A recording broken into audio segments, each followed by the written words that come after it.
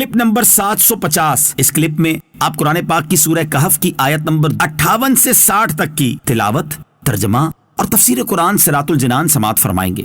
بسم اللہ الرحمن الرحیم۔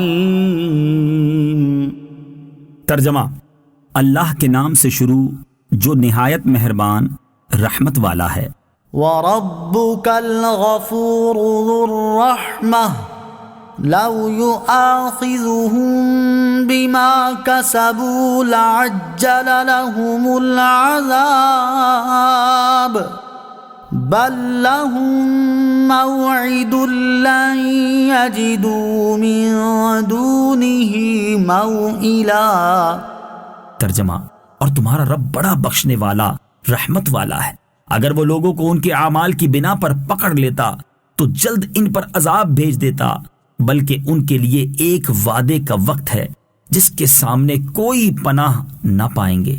وَرَبُّكَ الْغَفُورُ ذُو الرَّحْمَةِ، اور تمہارا رب بڑا بخشنے والا رحمت والا ہے۔ تفسیر صراط الجنان میں ہے، اس آیت میں اللہ عز و جل کی رحمت اور مہلت کا بیان ہے کہ وہ بڑا بخشنے والا ہے کہ کروڑوں گناہ کرنے کے بعد بھی اگر کوئی مغفرت کا دروازہ کھٹکھٹاتا ہے تو وہ بخش دیتا ہے، اور ساری زندگی گناہوں میں گزارنے کے باوجود بھی اگر کوئی زندگی کے آخری لمحات میں توبہ کر لیتا ہے تو اللہ تعالیٰ اسے معاف فرما دیتا ہے۔ یہ شان مغفرت بھی ہے اور شان رحمت بھی، اور شان رحمت میں یہ بھی داخل ہے کہ اس نے مہلت دی ہوئی ہے اور عذاب دینے میں جلدی نہیں فرماتا، بلکہ کفر و گناہ کے باوجود لوگوں کو دنیا کا رزق دیتا رہتا ہے۔ مزید فرمایا کہ اگر وہ لوگوں کو دنیا ہی میں ان کے اعمال کی بنا پر پکڑ لیتا تو جلد ان پر عذاب بھیج دیتا، لیکن اس کی رحمت ہے کہ اس نے مہلت دی اور عذاب میں جلدی نہ فرمائی، بلکہ ان کے لیے ایک وعدے کا وقت مقرر کر دیا، یعنی قیامت کا دن۔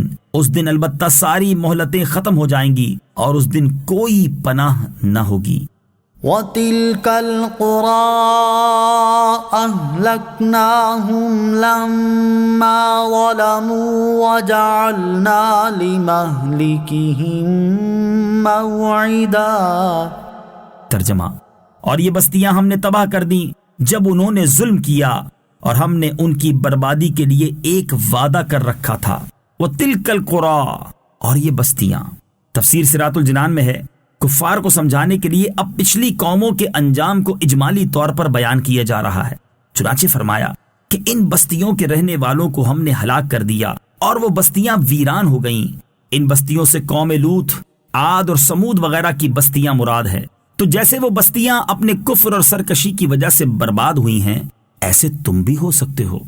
وَإِذْ قَالَ مُوسَىٰ لِفَتَاهُ لَا أَبْرَحُ حَتَّىٰ أَبْلُغَ مَجْمَعَ الْبَحْرَيْنِ أَوْ أَمْضِيَ حُقُبًا۔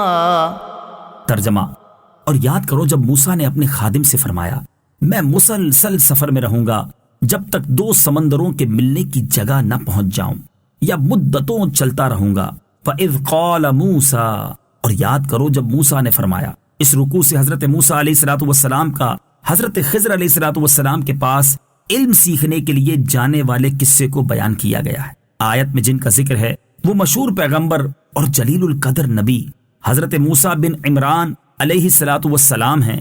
انہیں اللہ تعالیٰ نے تورات اور کثیر معجزات عطا فرمائے تھے۔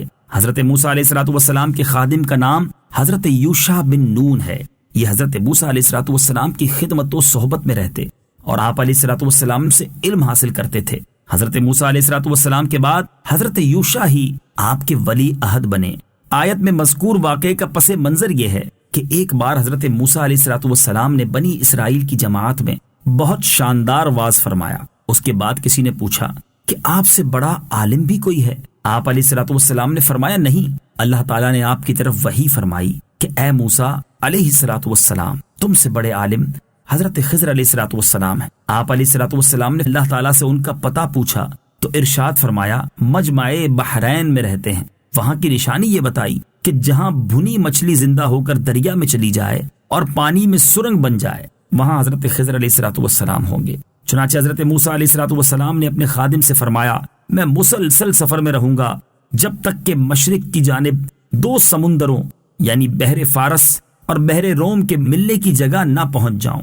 یا اگر وہ جگہ دور ہو تو مدتوں تک چلتا رہوں گا۔ پھر یہ حضرات روٹی اور نمکین بھنی مچھلی زنبیل میں توشہ کے طور پر لے کر روانہ ہوئے۔